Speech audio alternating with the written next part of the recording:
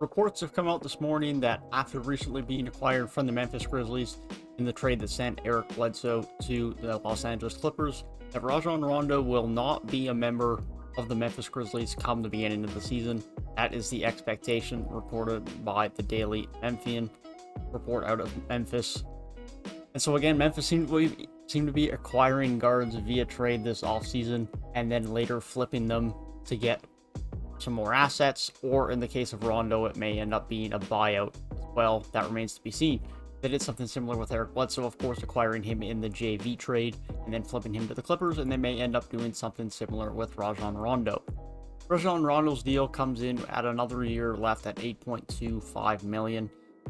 And so it is definitely possible that he does get bought out, as it is only 1 year left on his deal. But there also might be teams that are interested enough in giving up some assets for Rajon Rondo. It won't be anything significant, but they might be able to get a second-round pick for him, something along those lines, if there are enough teams that are interested and there's enough competition. So that remains to be seen. Now, as far as where Rajon Rondo could end up, you would naturally think Rajon Rondo is going to end up on a contender, but I don't know if that's necessarily the case anymore. This is someone who's at age 35, didn't do anything crazy last year. Of course, in the 2019 playoffs run with the Lakers, Rajon Rondo was a very impactful piece of that team, but he wasn't overly impactful on anyone's team last year, postseason or regular season. And so it's going to be interesting to see where that ends him up for this upcoming season. Maybe someone will take him in for a bit of championship pedigree, and having that in the locker room, having that depth on the bench at the guard spot. But there might not be that many contenders that are overly interested in him. If you're thinking about the Lakers, I don't think the Lakers have that much care to bring him back. Talking about some of the other top contending teams, the Brooklyn Nets, maybe, but I don't think that's someone they're going to be overly interested in. Talking about the Milwaukee Bucks, maybe they take a shot on Rajon Rondo. I think it makes more sense for them than pretty much any other team, given what they have at the backup point guard spot. But they now have George Hill back as well, so that seems less likely since they have brought him back. Talking about maybe the Denver Nuggets, but they have now brought back Austin Rivers. Maybe they'll look to fill the void at the point guard spot with Rajon Rondo coming in, with Jamal Murray not expected to be back until a few months into the season. Even then, like I said, Austin Rivers is back. Marcus Howard really emerged later in the year if they do bring him back as well. They have some nice guys at the guard spot. Campazzo's still around. There's not necessarily a given that they need him either.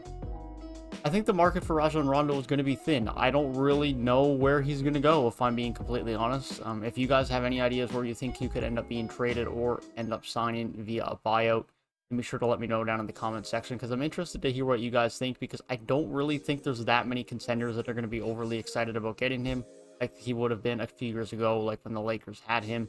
I don't think he has that type of upside anymore. He's older, he's not as good, he's not as valuable. He couldn't break into a Clippers team last year that didn't have that valuable or that impactful of point guard play for a large part of the year, until, of course, Reggie Jackson really broke out towards the back end of the year. But this is someone who only played 18 games once he was acquired by the Clippers and only played 27 with Atlanta. Now, given that was partly due to some injury problems, but he didn't do anything special. Definitely did not. And he played 13 games for the Clippers in the playoffs, averaging 17 minutes and only put up 4 points a night. Rondo's not a scorer, we know that. But only 4 points a night on under 40% efficiency, way below that. In fact, he shot better from three than from anywhere else, which is not Rajon Rondo type basketball. Sure, Rajon Rondo might still be able to give you something as a depth bench guy, give you some leadership and a bit of championship pedigree. But I don't think there's going to be anywhere near as many contenders seeking after his talents like there have been in the last couple of years. And I wouldn't be surprised to see Rondo either have to wait for a little bit on some teams to be interested in him, whether that is via trade or via free agency after a buyout, or for there just to not be many top contending teams overly eager to acquire the signature of Rajon Rondo this summer. That being said, it will be interesting to see where he does end up, as his years are probably numbered in the NBA. I would expect he will probably still get another deal.